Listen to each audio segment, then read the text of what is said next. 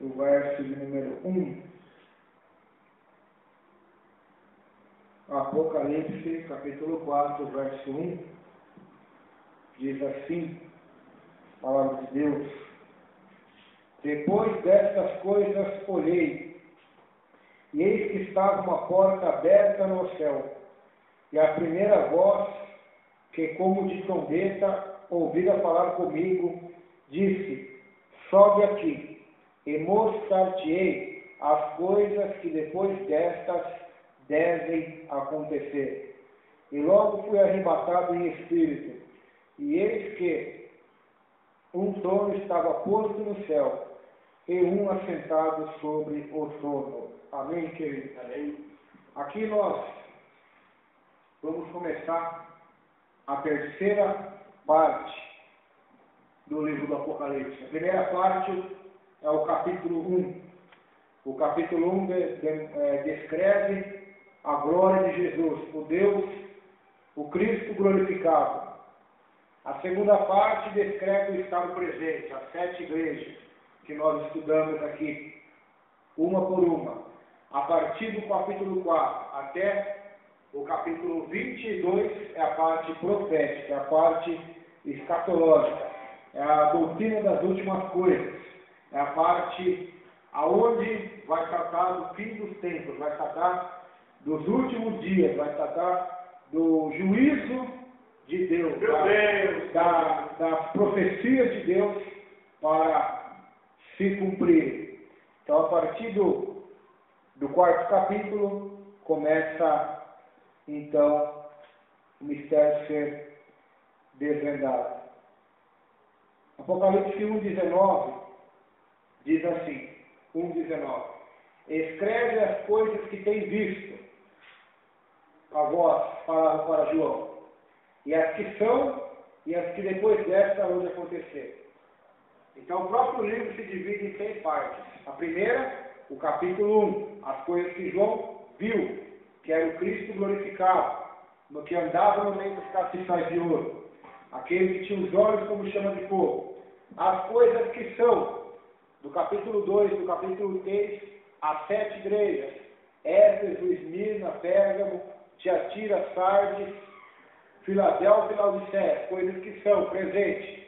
E as coisas que depois destas hão de acontecer. A partir, então, do capítulo 4, começa a parte final do livro, a parte profética do livro, a parte onde começam as revelações de Deus para a igreja, para o povo. No capítulo 4 começa a seção central do livro de Apocalipse, que termina no capítulo 15. Essa parte trata das visões apocalípticas, dos 7 selos, das 7 trombetas e das 7 taças. O estilo destes 12 capítulos é marcadamente simbólico. Por isso há muita controvérsia acerca de seu significado e da ordem de seus eventos. Entretanto, devemos reconhecer que os símbolos representam realidades, não ideias generalizadas e vagas. O anticristo, que está em 1 João 2,18, a Bíblia diz que ele vai se manifestar na terra. Em Apocalipse é, por exemplo, chamado de besta, mas o símbolo representa de fato um homem real. Em 2 Tessalonicenses, Paulo fala sobre este homem, o homem Nico, que é o anticristo. Jesus é representado por um cordeiro, mas é o mesmo Jesus que um dia subiu aos céus e que breve voltará. As visões contidas nesses capítulos mostram os julgamentos vindouros, que trarão o fim à presente era e ao sistema mundial ora em vigor.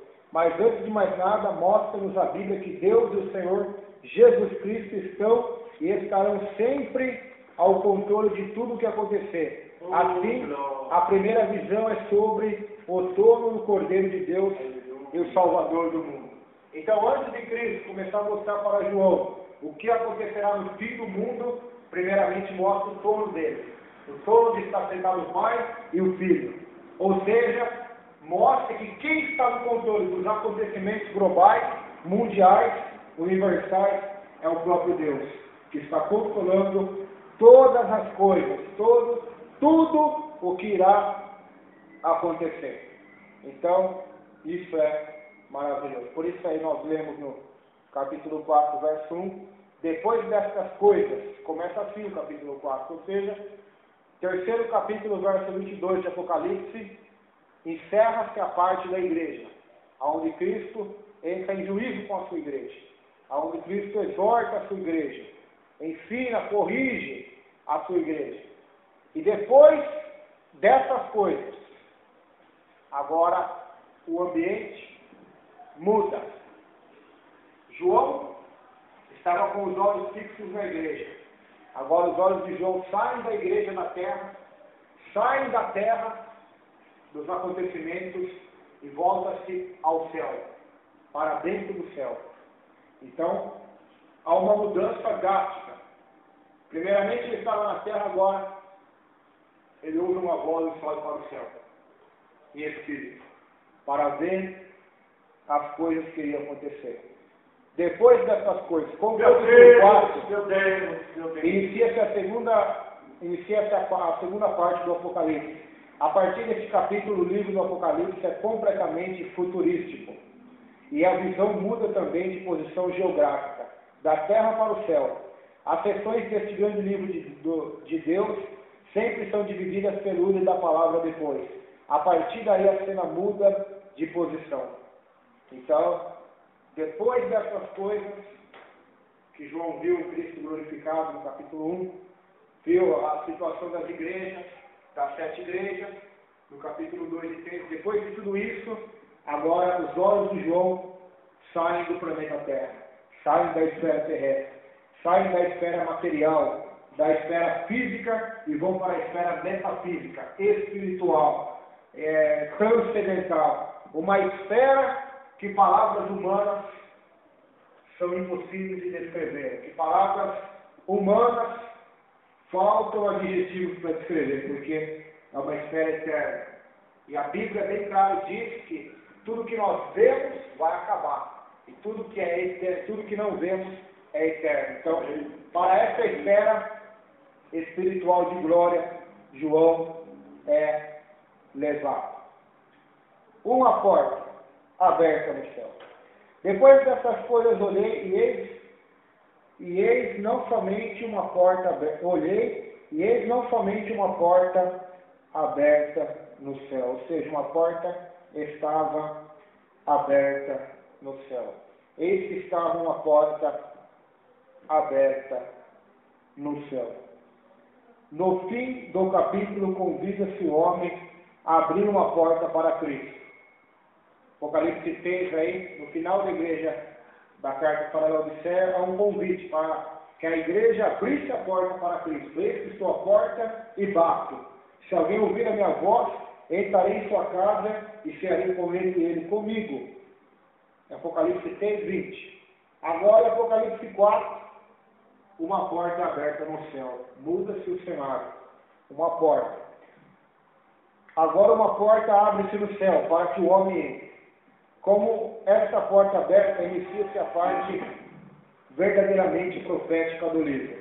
Embora a ação profética definida não começa até o capítulo 6, esta é a terceira porta que encontramos no Apocalipse. A primeira porta foi a da oportunidade para anunciar o Evangelho, que foi para a igreja de Filadélfia. A segunda porta do coração, para os crentes de Laodiceia, que estava fechada para Cristo. Esta agora do texto enfoca a terceira porta da revelação. Através dela, Deus mostrará aos seus servos as coisas que depois destas devem acontecer. Alguns comentaristas opinam que a palavra depois, vista no presente texto, equivale depois da era da igreja. E João, sendo arrebatado em espírito, serve de figura expressiva do arrebatamento da igreja e da terra para a retorno na celeste. Então, alguns teólogos, alguns estudiosos dizem que essa palavra depois se refere, se interpreta simbolicamente depois da era da igreja, depois do arrebatamento da igreja. Então, vai suceder os eventos do Apocalipse, vai suceder os eventos proféticos, os eventos do fim dos tempos. Portanto, este versículo marca uma mudança de cena e tempo. João vê uma porta aberta nos céus. Então a mesma voz, como a de trombeta, que ele tinha ouvido na visão anterior de Apocalipse 1:10, fala-lhe novamente: sobe aqui. São-lhe mostradas, pois, as coisas que em breve devem acontecer, para o cumprimento integral dos planos de Deus. Os capítulos 4 e 5 narram os eventos que são junto ao trono, nos céus, e servem como introdução aos fatos que começam a ser descritos no Apocalipse. Então, nós vamos ver essa semana, o capítulo 4 e 5, vai falar sobre o trono, sobre o céu. Meu Deus! Sobre os 24 anciãos, sobre o Cordeiro de Deus. Então, são mistérios poderosos e gloriosos para a nossa vida.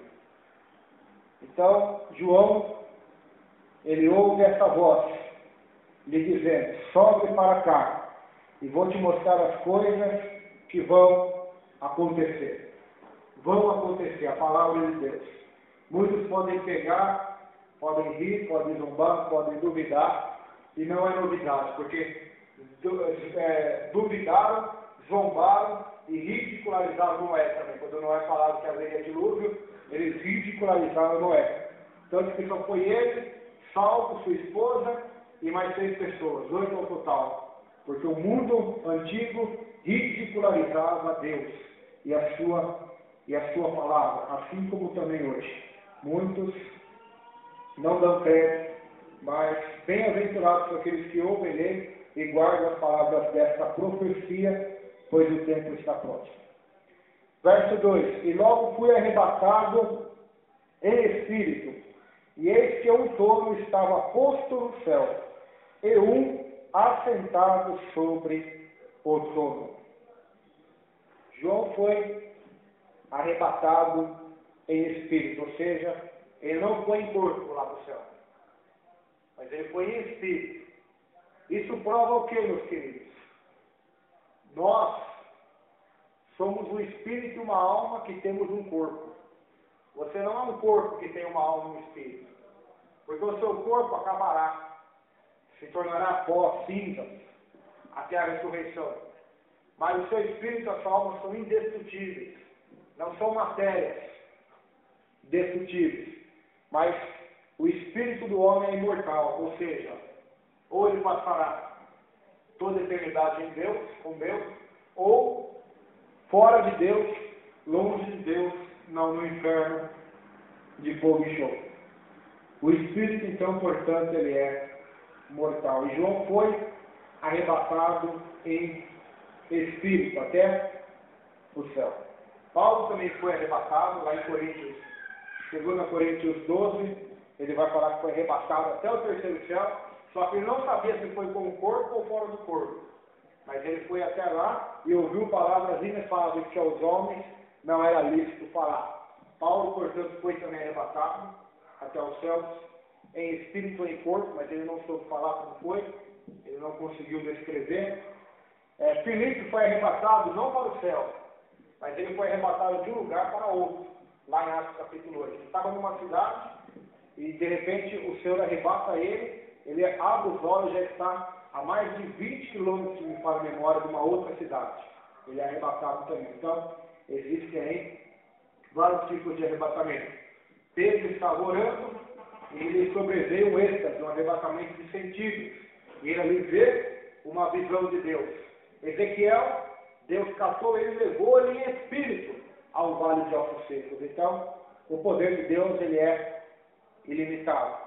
Nós podemos estar com o corpo aqui, mas se Deus quiser, ele arranca nosso espírito e leva para qualquer lugar. Amém. Desse universo. Graças a Deus. Então, nós vemos o poder de Deus. Ele arrebatou João em espírito. O Apocalipse caracteriza-se por um sentimento de urgência e de iminência.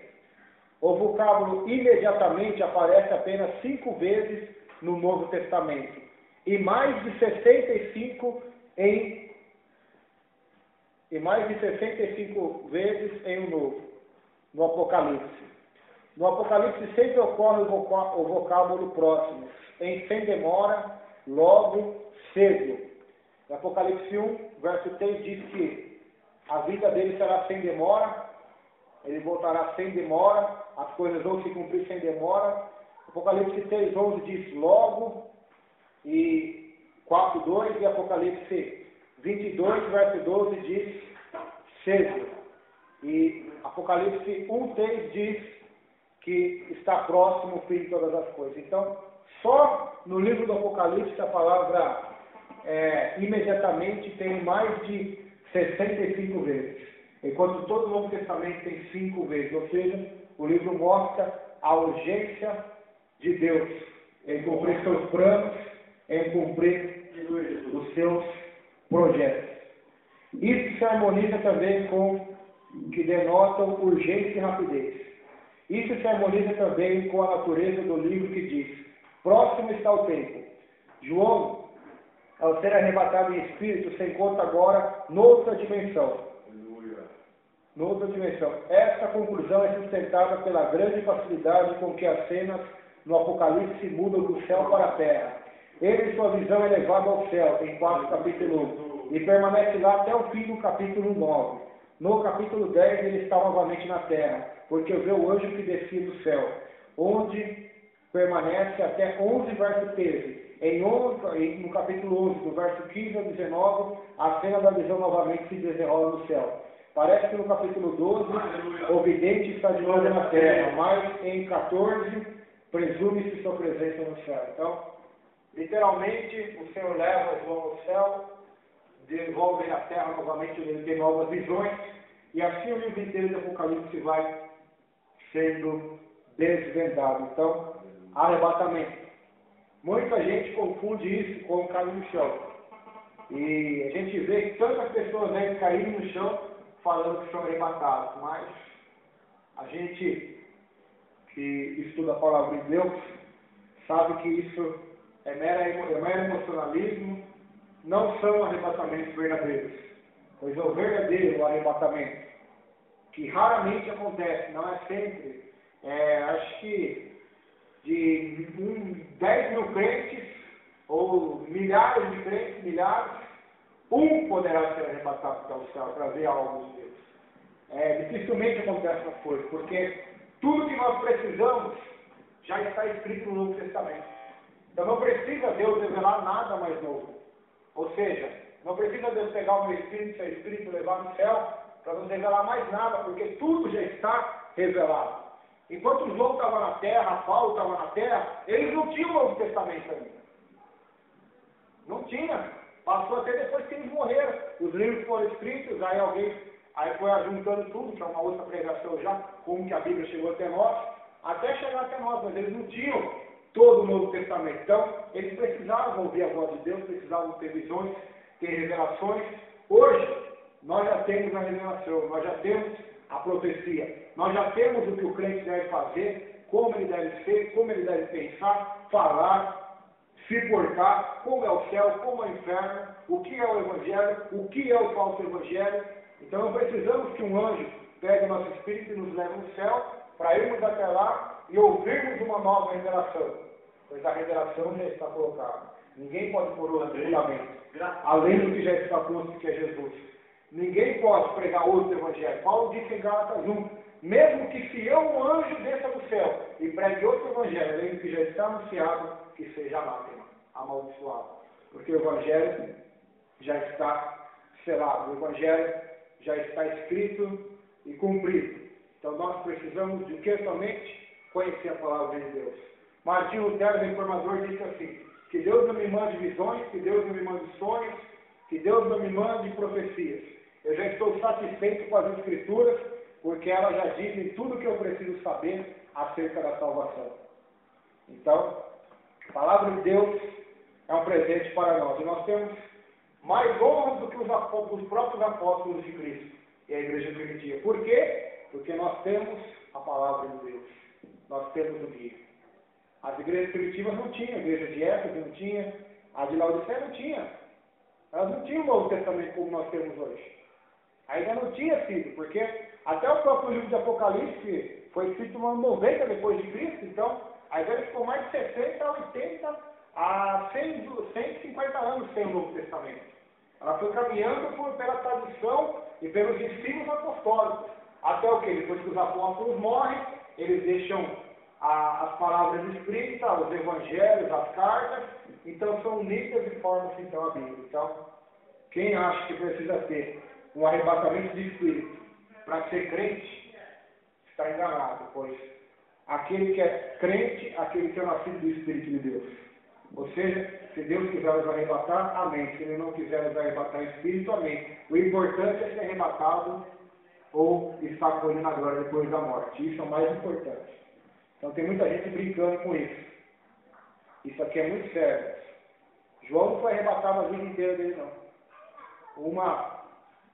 O único período só que foi o período que ele escreveu o Apocalipse. Paulo também. Ele não fica falando que ele foi arrebatado várias vezes. Foi uma vez só na vida inteira dele. Que ele foi para os céus e outros para os espaço. Então tem gente aí que já foi arrebatado 50 vezes. Né? Se deixar todo dia. Parece que todo dia, então, devemos tomar muito cuidado com isso. Mas isso aqui é coisa séria. E logo foi arrebatado em espírito, verso 2, Apocalipse 4, 2. E eis que um trono estava posto no céu, e um assentado sobre o trono. Então aqui nos fala de um trono colocado nos céus, e de alguém sentado nesse trono. Olha só como a visão muda. A visão sai da terra e vai para o céu. Vai para a glória do céu. Eis que um trono estava posto no céu. Visto que a palavra trono aparece 38 vezes no Apocalipse, ele é, sem dúvida, o livro do trono, e chega até nós com toda a autoridade do espantoso controle de Deus. No Apocalipse, o trono é aludido algumas vezes como pertencente ao Pai, mas em outras vezes como pertencente ao Filho. Então, o trono, Apocalipse é chamado de o livro do trono, pois 38 vezes a palavra trono aparece no Apocalipse. Algumas traduções, ao invés de dizer, eis que um trono estava posto, dizem, eis que estava armado o trono do céu, posto. Aleluia. Traz a ideia de que o trono foi levado de algum lugar para lá, motivo pelo qual somos propensos a achar mais exata a primeira tradução, que nos parece, aliás, mais de acordo com o texto grego. Esse trono foi a primeira coisa que João viu no céu. Primeira coisa que João viu no céu foi o trono. Isaías foi a mesma coisa. Capítulo 6, que ele vê, no dia que o rei Uzias estava morto, eu vi o Senhor assentado. Antes de ver os serafins, antes de ver o seu pecado, ele viu o trono de Deus. Então, eu vi o Senhor assentado no alto e sublime trono. E as árvores, e a sua glória enchia todo o templo, como fumaça, como Shekinah, a nuvem da glória de Deus. E havia serafins que voavam ao redor do trono. E tinham 6 asas, com 2 cobriam o rosto do Pai, com 2 cobriam os pés e com 2 voavam. Aleluia. E clamavam uns para os outros, dizendo, Santo, Santo, Santo é o Senhor dos Exércitos. Toda a terra está cheia da sua glória. Então, a primeira coisa que João vê no céu é o trono de Deus. Quanta gente que quer ir para o céu, porque lá não tem doença. Quanta gente que quer ir para o céu, porque tem medo do inferno, e não porque ama a Deus. Você está aqui hoje porque ama a Deus, ou porque tem medo de ir para o inferno? É lamentável um crente, um cristão que serve a Deus com medo de ir para o inferno. Esse nunca foi crente na vida e vai para o inferno. Porque o verdadeiro crente não serve a Jesus. Não anda segundo o Evangelho do Senhor com medo de ir para o inferno. Mas ele anda com o desejo de estar no céu com ele para sempre. É isso que Paulo tinha no coração. Ele disse assim, morrer para mim é lucro, porque eu vou estar no céu. Não falava isso. Lê lá, não falava, porque eu vou estar com Cristo. O puritano dizia que é melhor estar no inferno, uma linguagem simbólica, né? É melhor estar no inferno com Cristo do que estar no céu sem Cristo. Então todo mundo quer ir para o céu, todo mundo vai para o céu, por quê? Lá não tem dor, lá não tem sofrimento, não precisa trabalhar, tem do bom e do melhor, Deus está lá, os anjos estão lá, os parentes estão lá, todo mundo quer ir para o céu por causa disso. Mas pouquíssima gente anseia pelo céu, pelo trono de Deus e do Cordeiro. para estar com Ele, para adorá-lo. Céu é lugar de adoração. Aleluia. Igreja deve ser lugar de adoração. Não devemos vir aqui como obrigação, como fardo, como dever, mas devemos vir à igreja, vir à casa de Deus para adorar. É isso que nós vamos ver no capítulo 4 e 5. Nós vamos ver que no céu há adoração a Deus, louvor, cânticos, adorações a Deus, louvores a Deus. Aleluia. A ideia de culto hoje foi perdida no meio do evangelho moderno. Foi perdida. Os pastores vão na igreja porque tem que fazer o culto, tem que pregar. E os membros vão na igreja porque tem que buscar a bênção, porque tem que buscar o milagre. Mas dificilmente você vai ouvir as pessoas dizerem, os pastores ou os membros, eu vou na igreja não porque eu tenho que pregar, não porque eu tenho que liderar, mas eu vou na igreja porque eu tenho que adorar a Deus. Esse é o segredo de Davi. Davi era adorador. E assim os membros, eu vou na igreja não porque eu tenho que buscar uma bênção, um milagre ou uma cura, mas eu vou na igreja porque eu vou adorar a Deus, independente de quem esteja lá. O importante é que Jesus Cristo, o Filho de Deus, vai estar lá e eu vou chorar, vou me ajoelhar, vou adorar o seu nome, vou glorificar o seu nome. Meu Deus! Isso é culto. A palavra culto significa o quê? Manda aí, dicionário. O que é culto? É adorar, prestar reverência, homenagem, louvores a Deus. Isso é culto. Culto não é lugar para passarmos tempo. Então, adore a Deus. É isso que nós vamos ver em Apocalipse 4. João é arrebatado em espírito e vê um trono que estava posto no céu e um assentado sobre o trono. Então a atenção do céu lá não vai ser você. Você não vai ter a atenção do céu. Se você não é atenção nem aqui da terra, quanto mais do céu. Então esse cristianismo egocêntrico, o que é egocêntrico? Eu já falei aqui, vou repetir para os irmãos. O egocêntrico é o quê? Que coloca ele como centro de todas as coisas. Que coloca ele como centro do universo. A pessoa é o centro do universo, das atenções. Este evangelho, o egocêntrico, não é o bíblico. O evangelho bíblico é teocêntrico, cristocêntrico, ou seja, Deus e Cristo estão no centro. Ou seja, quem tem que ser glorificado aqui nessa terra não é eu nem você, é Cristo. Assim como vai ser no céu. O nome dele vai ser glorificado. Os 24 anciãos vão estar com roupa branca, vão estar com uma coroa. Mas não vem se você que vai estar olha que roupa bonita, que coroa maravilhosa você tem, não. Você vai ver aqui agora, vamos chegar daqui a pouco. Eles vão se colocar de joelho no chão, vão catar aquela coroa, não sei se é de ouro, se é de diamante, sei que vai ser um material dos mais preciosos que pode existir. Eles vão catar aquela coroa, vão colocar no chão e vão adorar aquele que está sentado no trono. Só ele é digno de glória. Aleluia. Se no céu é assim, imagine na terra. Você pode ter uma coroa de ouro, você pode ser o mais rico desse mundo, o mais sábio, o mais intelectual, a mulher que mais ora, o homem que mais jejua, não adianta nada. O que você tem que fazer para ser grande lá em cima é colocar de joelho no chão e toda essa glória que você acha que tem, colocar no chão e adorar somente a Ele. Ele é glorificado, Ele é Deus, Ele será exaltado entre as nações. Você crê ou não crê, você sendo fiel, não vai atrapalhar em nada o plano de Deus. Deus vai ser glorificado. Ainda que toda criatura dessa terra se rebele contra Deus, não vai significar nada. Ele vai ser glorificado. Amém. Ele vai ser exaltado. Ele vai ser posto no alto lugar de glória. Enquanto os seus inimigos serão o escabelo dos seus pés. Aonde Apocalipse também diz que ele vai esmagar os inimigos no lagar do furor da cólera do Deus Todo-Poderoso. E vai salpicar as vestes de sangue dos seus próprios inimigos. Então, esse é o Deus Todo-Poderoso. Um trono no céu. Um trono de glória. Um trono maravilhoso. Vamos ver a descrição deste trono de glória. Terceiro versículo.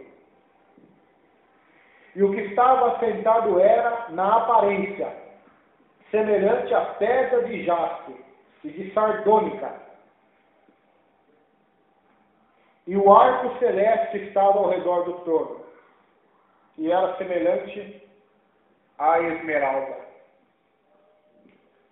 Por que tantas palavras difíceis aqui, irmão? Já parou para perceber? Por que tantas palavras de pedras preciosas, de jaspe, esmeralda? Porque palavras humanas são poucas para descrever a glória de Deus. Você pode catar o dicionário do Aurélio, na escola tinha, né? O dicionário Aurélio, que fala as palavras em português. Você pode catar e decorar todas as palavras que tem ali. E catar todas as melhores palavras que tem ali. Os melhores adjetivos, mesmo assim, seriam poucos. Todos eles juntos para descrever o que Deus é. A glória de Deus. Faltaria palavras, hein? Faltaria adjetivos para descrever a beleza da santidade de Deus. Por isso o salmista dizia, adorar a Deus na beleza da sua santidade. Prostrar-se diante dele com temor e com temor. Ele é o Deus Todo-Poderoso. E ele estava sentado nesse tom. O Pai está em foco nesta passagem. Ele está sentado, porquanto assumiu a posição de autoridade como rei, o qual se assenta em seu trono, enquanto que seus ministros estão à sua mão direita e à sua mão esquerda. Ao se deparar qualquer autoridade assentada no trono, João teve a seguinte percepção: exaltação e majestade, poder sobre todo o universo, intervenção na história humana, planejamento do destino humano. Aquele que está sentado no trono. João automaticamente tem essa revelação da exaltação e da majestade de Deus. Majestade de Deus. Do poder sobre todo o universo. Não estou falando aqui de planeta Terra. Eu estou falando de todo o universo. Existem bilhões e bilhões de estrelas no universo. Bilhões. E Deus tem poder sobre tudo. Existem estrelas que são muito maiores do que o Sol. Aleluia! O Sol é 100 milhões, é 100 mil vezes maior do que o planeta Terra. O Sol. Para você ter uma noção do que eu estou falando aqui. É aquele que está sentado no trono, ele rege, governa e tem poder sobre tudo. Todas as estrelas estão na palma de sua mão e brilham porque ele deu uma ordem para brilhar. Porque quando ele dá uma ordem para apagarem-se ou para explodirem, elas apagarão e se explodirão. Pois ele controla tudo. João vê o poder sobre todo o universo, a intervenção na história humana. O Deus que nós servimos, ele tem poder e ele é soberano, ou seja, ele pode intervir na história humana, ele pode intervir nos governos, nos presidentes da República, no coração deles, na mente deles. Ele pode intervir nos senadores, nos deputados, nos reis, nas rainhas, nos ditadores mundiais. Em qualquer país desse mundo, ele pode intervir na história humana. Ele pode intervir na natureza, operar catástrofes, como operar livramentos. Ele pode intervir, porque Daniel diz, lá no livro de Daniel, vamos mostrar claramente que é ele que coloca reis e que tira reis. É ele que governa todo o universo. Paulo disse isso em Romanos, nós estudamos aqui já, que toda autoridade colocada por ele é, permitida por ele é. É ele que governa tudo. Tudo está nas mãos dele, por isso ele está assentado no trono. Planejamento do destino humano. Aquele que está sentado no trono, ele tem total planejamento do destino humano. Quando Deus disse que vai acontecer a vida dele, que no livro do Apocalipse vai acontecer e que aquilo vai acontecer, não é que Deus saiu da esfera que ele estava, foi lá para o futuro, para depois falar o que ia acontecer, não. É porque ele planejou. Daqui 100 anos vai acontecer isso. E todos os anjos, todo o céu, toda a criação se move para cumprir o que ele disse. Amém. No passado. Por isso ele sabe o futuro. Não significa que Deus fica indo para o futuro para ver o que vai acontecer, não. Ele já profetizou, já decretou o que vai acontecer no futuro. Já predestinou todas as coisas antes da fundação do mundo. Então, vai acontecer. O diabo quer impedir, os demônios queiram, os homens queiram, mas não vão querer frustrar aquilo que Deus já planejou, aquilo que Deus já decretou no universo. Tudo vai se cumprir, porque ele está sentado no trono. Ele não está em pé, andando assim, ó. Igual nós ficamos preocupados com as dívidas, né? Ele não está em pé. Ele não está coçando a cabeça e falando, nossa, o que está acontecendo na terra? Olha, os homens não querem obedecer, não querem servir, não. Ele está sentado no trono, totalmente tranquilo, com os anjos adorando ele, porque ele está no controle de tudo, irmãos. Enquanto nós ficamos aqui preocupados, perdemos o sono, ficamos com os olhos fixos em dois lugares, será que Deus vai fazer? Será que Deus não vai? Ficamos inquietos. O Deus do céu está sentado no seu trono. E quando o seu filho esteve na terra, ele ensinou esse mesmo princípio dizendo, não andeis ansiosos, busquem a Deus em primeiro lugar o seu reino e a sua justiça, e as demais serão acrescentadas. Sentem junto com o Pai no trono, sirvam a Deus, busquem as coisas dele em primeiro lugar. Aí vocês poderão sentar, poderão deitar e dormir tranquilos, porque ele vai cuidar de vocês. Ele está sentado no trono, neste exato momento. Ele não está em pé. Ele está sentado no trono. Isso demonstra segurança total. Amém. Um rei sentado no seu trono governando. Ele não está saindo do seu trono para descer na terra, combater os demônios. Nem precisa disso, né? Ele já tem anjos. E os anjos já são suficientes para derrotar o próprio Satanás, o maioral deles. A Bíblia diz em Apocalipse que um só anjo vai amarrá-lo. Então, enquanto muitos estão preocupados com o diabo, muitas igrejas estão mais preocupadas com o diabo do que com o trono de Deus. Amém. Amém. Então, devemos tomar cuidado. Ele está sentado no trono. A região de espírito puro e da vida em sua forma de expressão mais elevada representa o trono de Deus, aquele que está sentado no trono. O espírito puro, de santidade, de vida verdadeira, fonte de revelação da intenção de Deus para com os homens, agora e na eternidade. Então, aquele que está sentado no trono é digno de glória. Sua aparência. O trono fala umas características daquele que estava sentado no trono, aparência. O profeta Ezequiel viu a aparência de Deus. Ezequiel 1, 26 e 28. Ele viu, ainda que em sombras, em figuras, em símbolos, em mistérios, porque só veremos ele totalmente como ele é no céu, na terra é impossível. Então, João vê algumas características. Essa passagem e outras correlatadas na Escritura faz cair por terra a doutrina falsa do panteísmo. O que é isso? A doutrina do panteísmo. Que diz que Deus não tem forma, e que tudo está em Deus e que Deus está em tudo.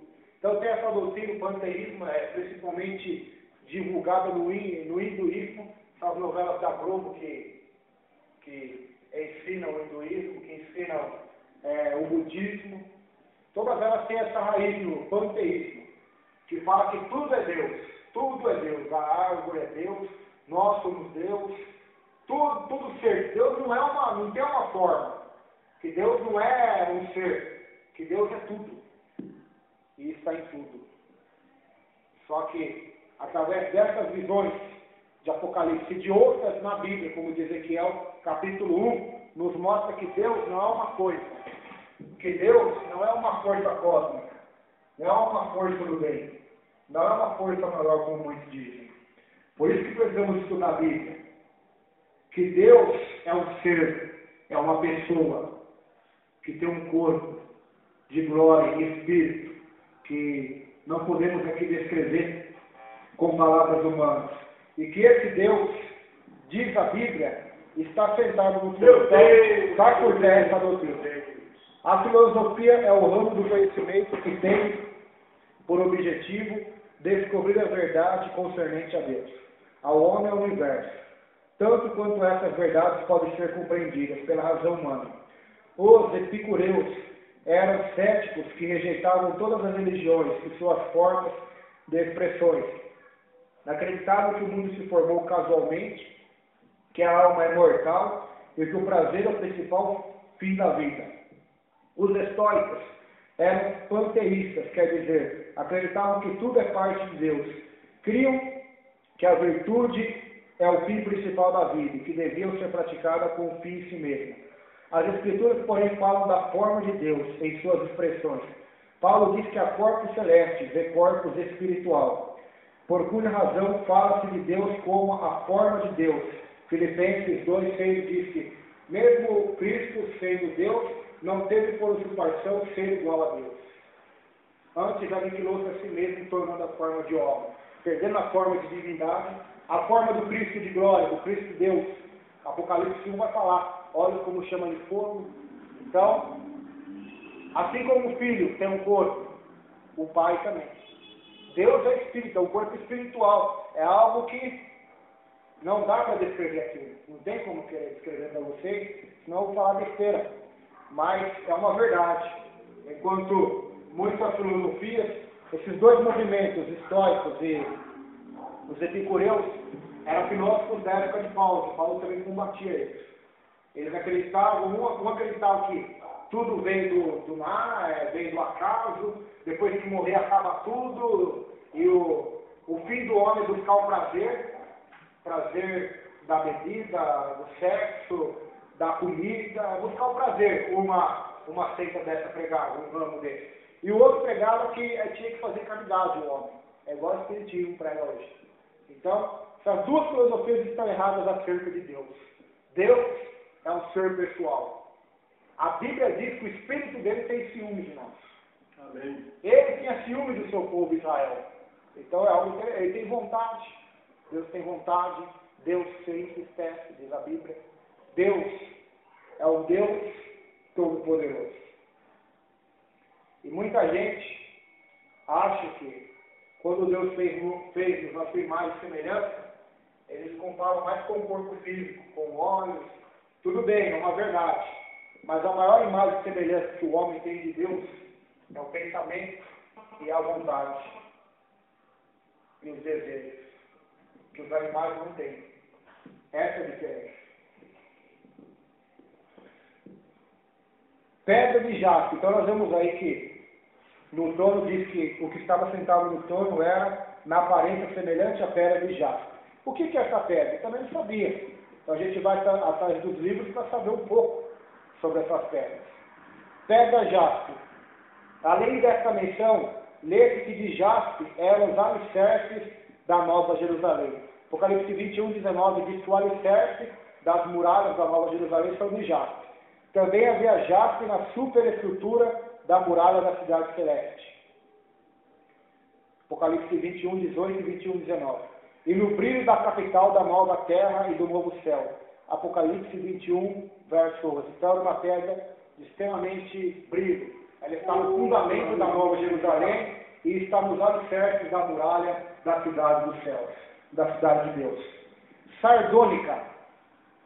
Brilho diz que esse nome sardônica deriva-se de Sardes, a igreja que nós estudamos, onde era explorada e de onde era exportada, supostamente correspondente nossa pedra coralina.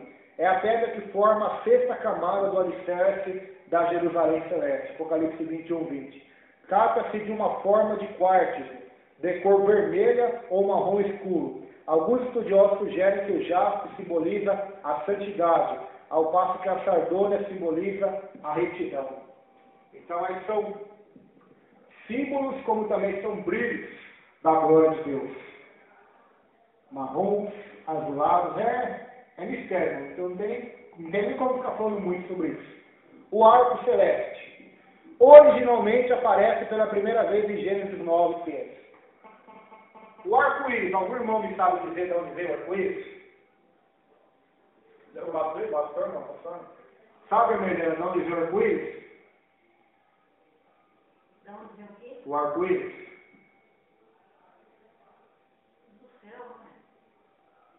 Mas como que ele veio? Como que Deus criou o arco-íris aqui na Terra? Como foi? Sabe, irmão? Deixou o passo com o homem. Com Noé. É isso mesmo. Mas antes dele vir aqui à Terra como um sinal do pacto de Deus com Noé, de não destruir mais a humanidade com água, mas pode ser com fogo agora e vai ser com fogo, não com água, para cumprir o que ele prometeu a Noé, esse arco já existia nos céus. Este arco O arco é um sinal de pacto, isto é, uma promessa de Deus ao homem, de que a terra não seria novamente destruída pela água. Sua cor verde, como é descrita pelo presente texto, fala de vida. No contexto da promessa, isso aponta para a vida eterna. Alguém observa que o arco celeste aqui representa uma esperança que a tragédia não pode destruir. No topo dos céus, acima do firmamento humano, há também um arco celeste. Ali reinam expectações gloriosas. Todas as cores, 7, são exigidas para expressar os múltiplos aspectos de satisfação representados para o reino de Deus. Então, aí é mais um mistério. Existe um arco do íris em cima do trono de Deus. Não tem nem como falar muito aqui, são coisas gloriosas. E se você quer ver, fica preparado. Creia em Jesus, busca o Senhor, esteja com Deus, creia no Evangelho, se arrependa dos seus pecados e você vai estar lá. Do contrário, meu Deus, não vai. E a Bíblia diz isso. A Bíblia diz que aquele que vencer vai estar lá com Deus. Então, temos que procurar vencer esse mundo pecaminoso. O trono de Deus. O jaspe é mostrado em Apocalipse como sendo um cristal claro, não como o jaspe opaco que hoje conhecemos. Este é o mais parecido com o diamante. A sardônica era uma pedra preciosa vermelha, muito bonita e apreciada, simbolizando redenção. Deus sempre manifestou-se em fogo no Antigo Testamento, mas o que João vê é muito mais glorioso do que qualquer outra visão vista anteriormente. Em volta do trono havia um arco-íris brilhante. Então aqui é o outro livro que eu tenho, que faz um outro comentário também sobre a glória de Deus. Vamos para a próxima parte, verso de número 4. 4 e 5. Verso número 4 e 5, Apocalipse 4.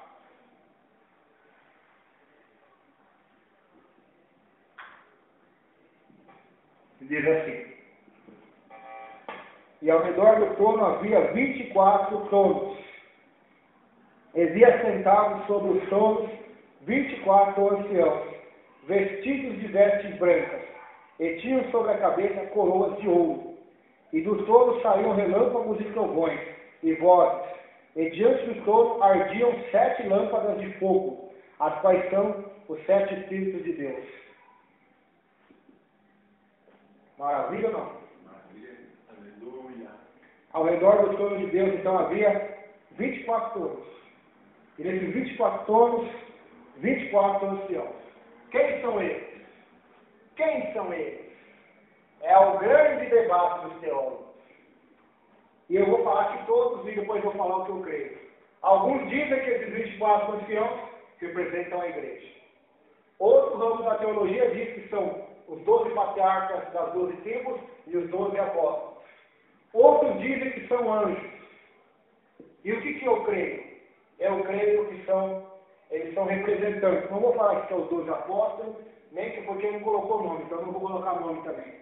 Aí cada um, eu falei aqui todas as interpretações, cada um acha o que quiser. Eu acredito que esses 24 anciãos representam a igreja.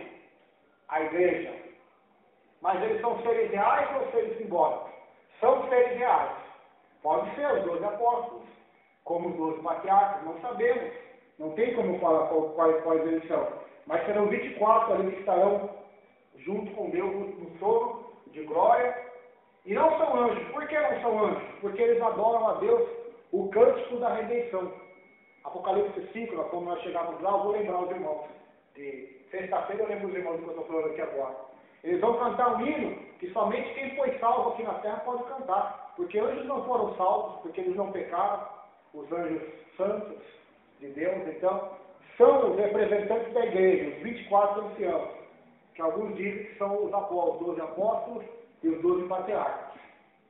E eles representam toda a igreja, os salvos, do Antigo e do Novo Testamento. Os que foram arrebatados, aqueles que estavam mortos e ressuscitaram primeiro. E esses aqui, eles estavam ali, diante do trono de Deus, assentados nos tronos também, vestidos com vestes brancas. O que simboliza a veste branca? Pura. Foram perdoados, foram limpos pelo sangue de Jesus, foram lavados. Lembra que eu disse Apocalipse, sexta-feira passada, para a igreja de Laodiceia? Lavem suas vestes, comprem vestes brancas, para se vestirem e não estiverem nus. Então, a veste branca fala disso, salvação, justiça de Deus sobre eles, através de Jesus. E sobre a cabeça deles uma coroa de glória, uma coroa sobre as suas cabeças. Então, isso aqui é maravilhoso. Apocalipse 5, 8 e 9 fala sobre o cântico de redenção que eles cantavam no céu. Esses personagens misteriosos encontram-se em estado de salvação definitiva, vestidos de branco. Já possuem o prêmio de sua salvação, coroas de ouro, e participam com autoridade no desenvolvimento da salvação, assentados em torno. Quem são eles? Há somente um sentido possível. Os 12 primeiros anciãos deste turno de 24 são os 12 patriarcas, filhos de Israel, que estão ao lado de Cristo, representando todos os redimidos da dispensação da lei, focalizados no Antigo Testamento. Os outros 12 são os 12 apóstolos do Cordeiro, pois em alguns casos eles são chamados de anciãos. Então, alguns teólogos dizem, como o escritor deste livro que eu pego bastante coisa para acompanhar no estudo, diz que são 12, representam os 12 patriarcas, representando todos os salmos da lei, de Gênesis até Malaquias, até Mateus, na verdade, né? Porque Mateus então começa a graça, e de Mateus até o Apocalipse, os 12 apóstolos representando os salmos da graça, do Novo Testamento. Então, esse é um ramo da interpretação desses 24 anciãos que estavam no céu. Não são anjos, entendeu? Então, a única oportunidade que você pode descartar e sem medo de dúvida é anjos. Não são anjos. Porque os anjos vão aparecer aqui também. Esse capítulo 4 e o capítulo 5. Não são anjos, são seres humanos redimidos e salvos pela graça de Deus. E que participam ali do reino de Deus. Olha que maravilha, já pensou? Estão no entorno junto com Deus no seu trono de glória. Ali tem os tronos. Então quando Jesus fala, quem vencer vai se assentar comigo no meu trono como eu venci. Meu Deus, não é algo que não vai acontecer, é algo que vai acontecer. Há tronos preparados para os salvos, para aqueles que são de Deus. E a Bíblia diz assim em 1 Timóteo, se sofremos com ele, também com ele reinaremos. Você sabia que os crentes, os cristãos vão julgar os anjos caídos, rebeldes, que se rebelaram, que hoje são demônios?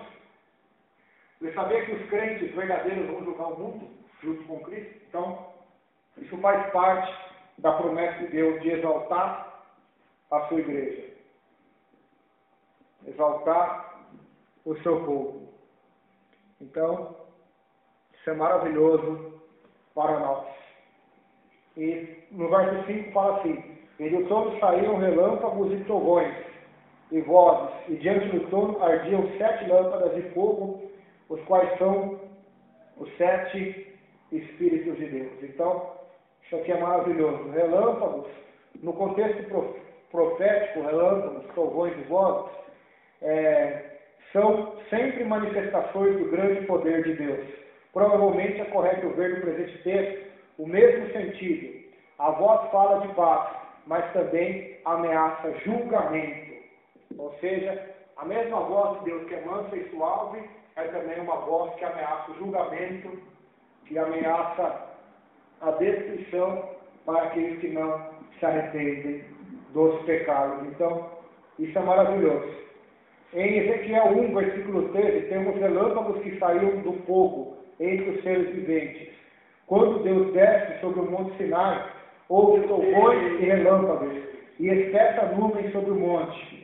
Êxodo 19 e 16.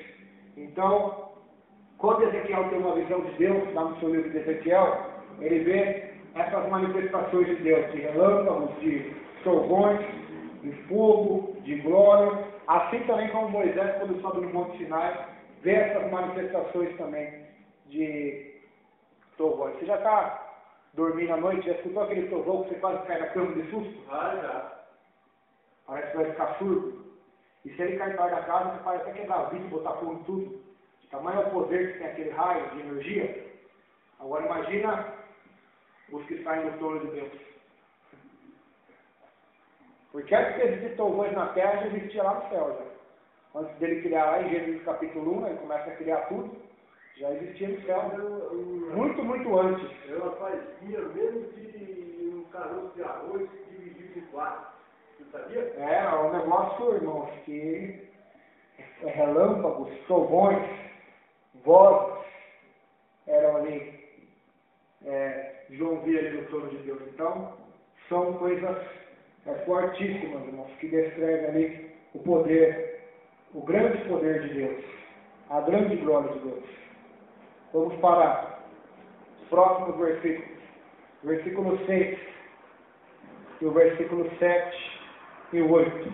Aleluia. 6, 7 e 8.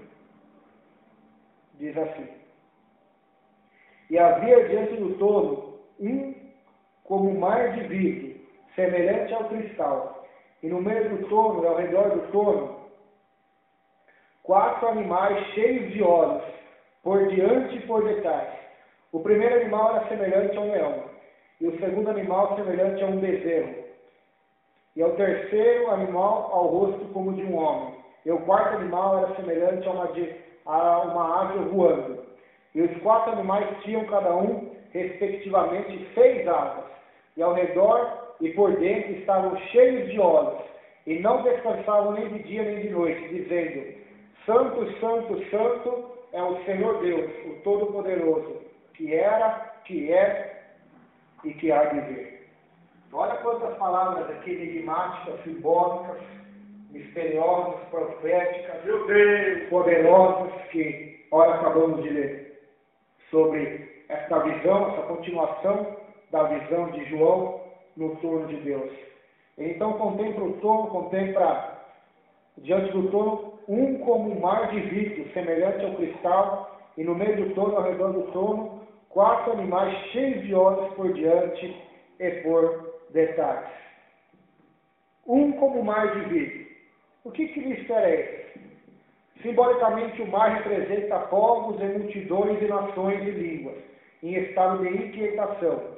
Lucas 21, 25, Apocalipse 17, 15 diz que o mar vai representar as pessoas, as multidões. O mar do presente texto pode simbolizar a nação santa, o povo adquirido pelo sangue do Cordeiro. É um símbolo, pode ser um símbolo de toda a igreja ali adorando a Deus. Uma com um mar de vidro, ou seja, uma multidão brilhante, salva, reluzindo a glória de Deus, pelo sangue do Cordeiro. Aqui o mar celestial representa as nações celestiais. Esse mar é claro e puro, em contraste com as águas agitadas e imundas dos mares terrenos aqui, deste mundo. Podemos observar a frase, como mar de vidro, e aceitarmos esse sentido. Um dia chegaremos na praia do outro mar, enfatiza um cantor sacro, do outro lado do mar, além do rio. Então, aqui é interessante, porque é como o mar, não é o mar, é um símbolo. João não está conseguindo ali falar com palavras humanas o que está acontecendo ali no céu. Então ele dá um símbolo, como o mar de vidro, ali eu vejo.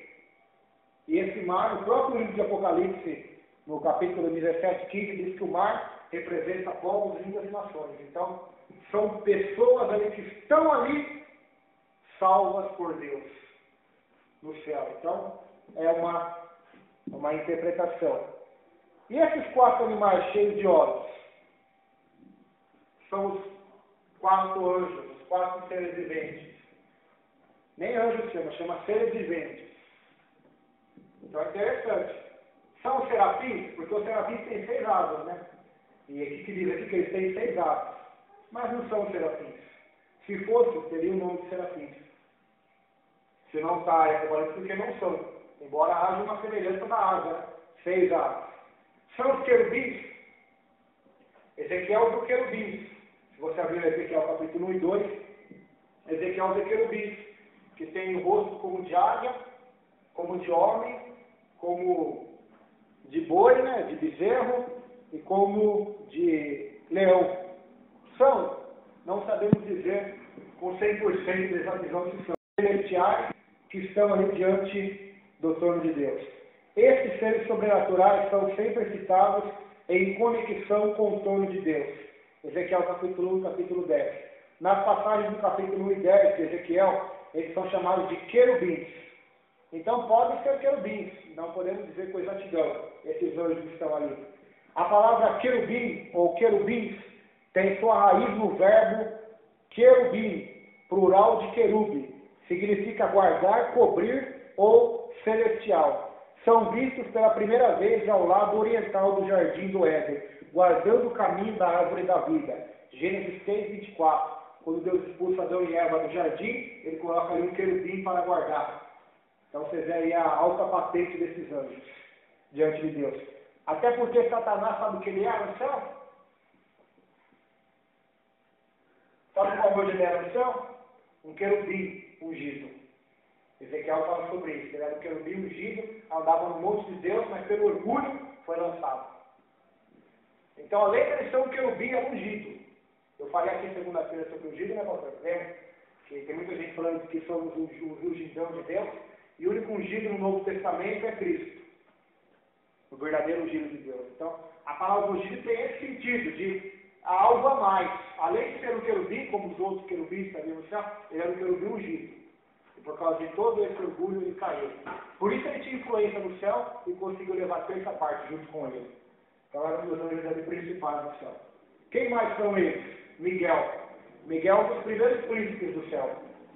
Alguns teólogos dizem que só um arcanjo. Mas se você abrir lá em Daniel, quando Gabriel chega até Daniel, ele vai falar assim: Miguel veio e me ajudou. Ele é um dos primeiros príncipes, ou seja, há mais príncipes no reino dos céus, angelicais, há mais arcanjos, que não a Bíblia não fala. Os únicos nomes de anjos que a Bíblia fala é Gabriel e Miguel. O resto é invenção do homem. Alguns falam que tem Rafael, porque tem os apócrifos, o anjo Rafael, que é o anjo das curas. Então aí tem um monte. Se você catar o livro de Enoque, um apócrifo antigo, tem ali o nome de sete arcanjos, só que não está na Bíblia, então é uma curiosidade somente. Os únicos nomes que tem é Gabriel e Miguel. Depois tem Serafim, Isaías capítulo 6, Isaías vê Serafim. A palavra Serafim significa aqueles que ardem com fogo, ou seja, Isaías quando viu aqueles anjos brilhavam como se fosse um fogo puro, um fogo flamejante. Por isso ele chamou aqueles anjos de serafins, aqueles que brilham em fogo. Os querubins também, a imagem deles sobre o propiciatório, que era a tampa da Arca da Aliança, eram contemplados dois querubins de ouro, Êxodo 25, 17, 42. Vocês já ouviram falar da Arca da Aliança? Ouviram falar da Arca da Aliança? Que Deus manda Moisés fazer, colocar as tábuas da lei. Em cima dela, Deus mandou Moisés fazer a imagem de dois querubins. Olha só a patente desses anjos, sempre aludindo aos mais altos planos de Deus. A árvore da vida, a arca da aliança, e a Bíblia diz que eles assistem no trono de Deus. Estão ali, junto com Deus no trono, os querubins. E até eles cobrem o rosto, para não ver a glória de Deus. E tamanha glória que é. Então, esses querubins. As bordaduras das cortinas do tabernáculo eram figuras de querubins, esse do 25 e 18. O véu que fazia a separação entre o santuário e o lugar santíssimo era bordado com figuras de querubins em alto relevo, Êxodo 26, 31 e 36. Então, as cortinas do tabernáculo, o véu que separava o santíssimo lugar do santo, que a Bíblia diz que quando Cristo morre na cruz foi rasgado, hoje temos livre acesso a Deus, havia imagens de querubins, que guardavam a santidade, o trono de Deus. Deus habita entre os querubins e deles faz a sua carruagem. Salmo 18, versículo 10 e Salmo 80, verso 1. Deixa eu dar uma baixada aqui só, senão fica dando microfone. Então, nós vemos que esses anjos, eles são altamente poderosos. Os querubins contemplados aqui por João fazem a guarda celeste do trono de Deus. Os querubins contemplados por João fazem a guarda celeste do trono de Deus. Olha só que forte isso. E eles são cheios de olhos, ou seja, ele não é como eu e você, que só olha para frente. Ele está olhando aqui, está olhando para lá, para lá, para lá, para cá, para cima, para baixo, por dentro de você e por fora. É algo, irmão, que representa a onisciência de Deus, representa o poder de Deus. Os vigias aqui da terra, alguém teve 10, né? 10, um para olhar para cima, outro para olhar para o lado, um para andar na esquerda, outro para andar atrás, outro embaixo, outro em cima, outro para abrir caminho. Um só, querubim, faz o cavalo todo. Ele vê tudo, cheio de olhos, representando que ele está vendo tudo. Olha só que mistério profundo, irmão. Tanto que Ezequiel vê, como os anjos aqui, os seres viventes que João vê no Apocalipse 4, eles são cheios de olhos. Cheios de olhos. Isso é um mistério glorioso. O comentarista Ridout é da opinião que esses 4 criaturas correspondem à significação dos 4 evangelhos de sua apresentação de Cristo. Tanto alguns intérpretes que dizem que essas 4 imagens desses 4 animais, leão, homem, águia e boi, o bezerro, representam os 4 evangelhos. Agostinho também tinha essa interpretação, só que não é a correta, né? Eu vou falar para os irmãos saberem. Assim, em Mateus, o primeiro evangelho, Cristo é apresentado como o poderoso leão da tribo de Judá, em razão de ser este animal o mais nobre da fauna. Provérbios cita aqui. Em Marcos, o segundo evangelho, Cristo é visto como o paciente novilho, representando o segundo o evangelho, que representando a força divina e sua paciência no holocausto da cruz. Em Lucas, o terceiro evangelho, Cristo é contemplado como Filho do Homem, sua humanidade representada nele por mais de 40 vezes, servindo a vontade divina e a necessidade humana. Em João, o quarto evangelho, Cristo é representado como uma ave voando, em razão de ser esta ave a mais nobre das aves do céu, e Jesus, o mais nobre dos filhos de Deus. Cada uma dessas criaturas tem 6 asas, estão cheias de olhos por diante e por detrás, o que sugere aventurosa energia, serviço obediente, direção inteligente e elevadas aspirações e abundância, plenitude. Então, esses anjos aí, alguns intérpretes dizem isso. Outros dizem que representam também a criação de Deus. O homem adorando a Deus, a águia representando as aves, os animais que voam, o boi representando os animais domesticados, o leão representando os animais selvagens, que adoram a Deus, a criação. Então, há várias interpretações, né? Mas é certo que é um mistério profundo de Deus. Quem sabe esse ser já existiu no céu antes de existir na terra. E Deus só trouxe para a terra a imagem dele. Fez o leão, mas ele já existia uma imagem perfeita no céu. Então, não tem nem como nós falarmos aqui. São mistérios de Deus. Mistérios gloriosos do Todo-Poderoso. Deus. E esses 7 espíritos que João vê, o que ele representa? Representa a plenitude do Espírito de Deus. O Espírito de Deus que há de Espírito Santo como fogo consumidor, cheio de indignação santa contra todo o pecado. Veja Isaías 4:4, onde o Espírito de Deus é chamado de Espírito de julgamento e Espírito de ardor. O Espírito Santo reprova os culpados, o chama para uma prestação de contas. João 16:8. Então, o Espírito de Deus também está presente no trono de Deus. A terceira pessoa da Trindade. O Espírito de Deus. 7, número da perfeição. Eu já falei aqui o que significa, então vamos para a próxima parte.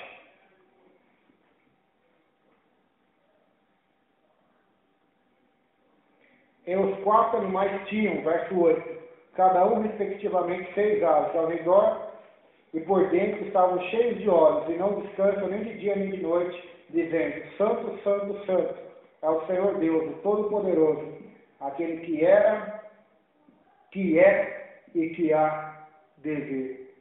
Então, cheio de olhos, cheio de olhos. Olha que interessante o comentário aqui. O presente versículo descreve os seres viventes como tendo a inteireza da inteligência. São cheios de olhos, por diante e por detrás. Portanto, tanto ver para frente como para trás. O passado e o futuro estão abertos a eles como um livro. Visão interna, olhos por dentro. Visão externa, olhos por diante. Também lhes pertencem. Em Ezequiel 1,15, fala-se da roda junto aos querubins. E no verso 18 estava, estas rodas estavam cheias de olhos ao redor.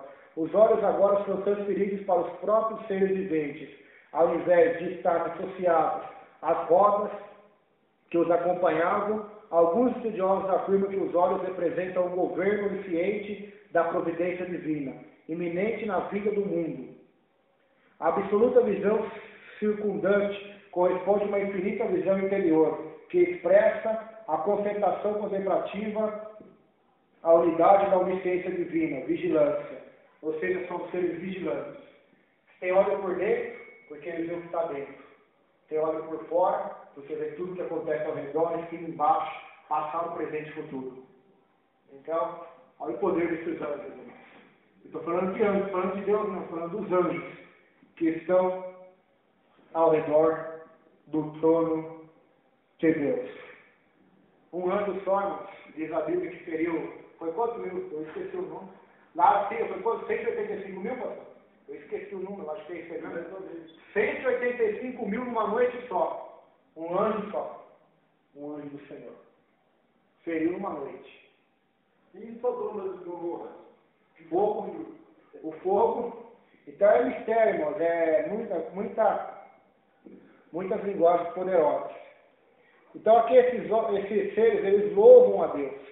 A Bíblia diz que eles louvam a Deus dizendo: Santo, Santo, Santo é o Senhor Deus dos exércitos, o Todo-Poderoso, aquele que era, que é e que há de vir. Lá em Isaías 6 diz que Santo, Santo, Santo é o Senhor dos exércitos. Toda a terra está cheia da sua glória. Agora aqui o cântico mudou. Diz que o Senhor era, que o Senhor é e que o Senhor vai voltar a viver. Então até os anjos louvam a vinda do Senhor para trazer juízo sobre a terra, trazer seu juízo sobre toda a humanidade. Agora a última parte deste capítulo é o verso 9, 10 e 11. E sexta-feira nós vamos estudar o capítulo 5. E quando os animais davam glória e honra e ação de graças ao que estava sentado sobre o trono, ao que vive para todo sempre, os 24 anciãos postaram-se diante do que estava sentado sobre o trono e adoravam o que vive para todo sempre, e lançavam as suas coroas diante do trono, dizendo: Dignos és, Senhor, de receber glória e honra e poder, porque tu criaste todas as coisas, e por tuas vontades são e foram criadas. Então aqui existe um louvor da criação, onde eles louvam a Deus pela criação. No capítulo 5, nós vamos ver sexta-feira, há um louvor da redenção, que eles louvam a Deus pela redenção que Deus fez por eles através de Cristo, provando uma coisa, que no céu você vai se lembrar daqui da terra. Amém. Você foi comprado, foi redimido por Jesus. Você vai lembrar porque você está lá. Não tem graça de chegar no céu e não lembrar porque você nem sabe por que você está lá. Sua memória foi apagada. Não existe isso. Tanto no inferno como no céu, o homem terá consciência. E mais forte do que tem na terra. Mais apurada. Só que a diferença do céu para a terra é que no céu as coisas velhas passarão. Deus vai enxugar nos nossos olhos toda lágrima. E só vai ficar as coisas boas na recordação. Só vai ficar as coisas do reino de Deus no nosso coração. Agora as coisas amargas serão todas consoladas por Deus. Respectivamente esquecidas por nós. Porque só será lembrado de coisas de glória, coisas de salvação, coisas que redundem em louvor para Deus. Então, enquanto esses animais davam glória a Deus, esses seres viventes, e honra e ação de graças ao que estava sentado sobre o trono, ao que vive para todo sempre, os 24 anciãos de tempos e tempos prostravam-se diante do que estava sentado sobre o trono e adoravam ele e lançavam suas coroas diante do trono dizendo, lançá-lo, catavam por ele, lançavam no trono dizendo que só ele é digno, que só ele é santo, que só ele é glorioso, que só ele é digno de receber glória, honra, poder, porque ele é o Todo-Poderoso que criou todas as coisas, é o Deus soberano que pela vontade dele foi criado todas as coisas e elas passaram então a existência, a existir. Então esse é o Deus Todo-Poderoso. Todo-Poderoso, que a coisa que eu não posso deixar passar sobre os seres viventes. O leão é o símbolo do quê? De força. Então simboliza a força desses querubins. O homem é um símbolo do quê? De inteligência. Simboliza a inteligência desses querubins. O boi, o bezerro é um símbolo de servo, de animal para servir. Assim é um símbolo dele que serve somente a Deus. E prestam conta somente a Deus e executam as ordens de Deus. Os anjos de Deus não são como homem.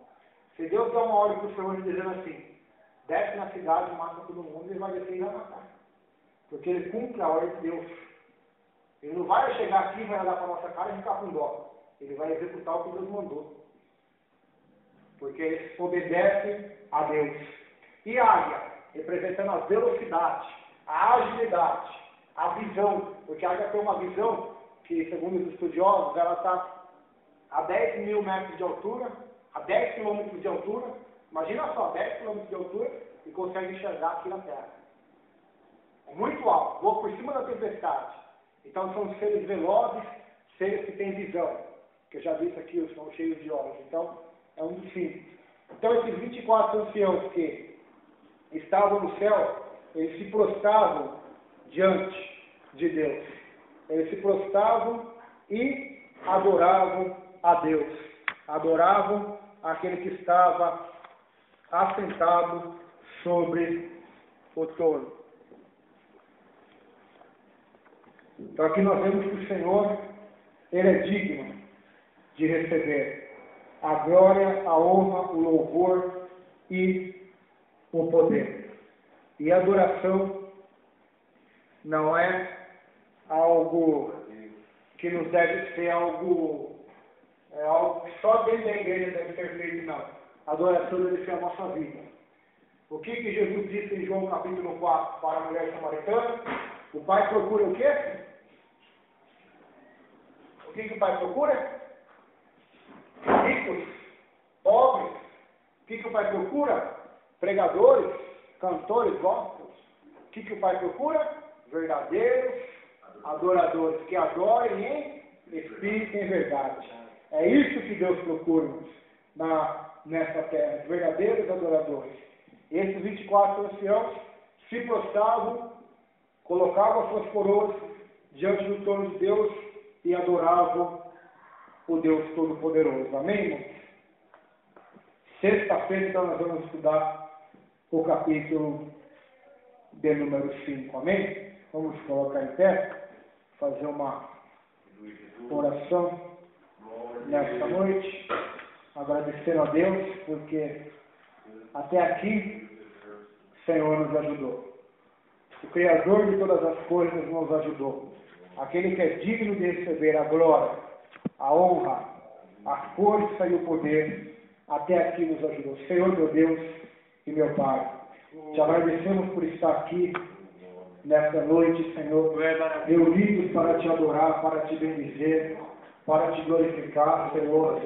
Vem, meu Deus, operar nas nossas vidas, vem derramar a tua graça, o teu poder, meu Pai, e que possamos fazer parte daqueles que são como o mar de vidro diante do teu trono, uma multidão que não pode se contar, de todas as povos, línguas, tribos e nações que foram compradas pelo sacrifício vicário de Jesus Cristo de Nazaré. Senhor, tem misericórdia de nós, quebra, meu Deus, esse espírito imundo, meu Deus, quebra, Senhor Deus, esses pecados dentro de nós, quebra, meu Deus, tudo que nos impede de ver tua glória, de ver o Senhor sentado no teu trono, meu Deus. Tira-nos dessa carnalidade, dessa acomodação espiritual, Pai. Desperta aqueles que estão dormindo, aquelas que estão dormindo. Desperta a tua igreja, desperta o teu povo. Em nome do Senhor Jesus Cristo, meu Pai. Desperta-nos para uma vida santa, justa, piedosa, íntegra, diante do Senhor, meu Deus. Tira as veias dos nossos olhos para contemplar a tua glória. Dá-nos um coração puro e um espírito inabalável, meu Deus. É o que te pedimos e te agradecemos, em nome do Senhor Jesus. Amém.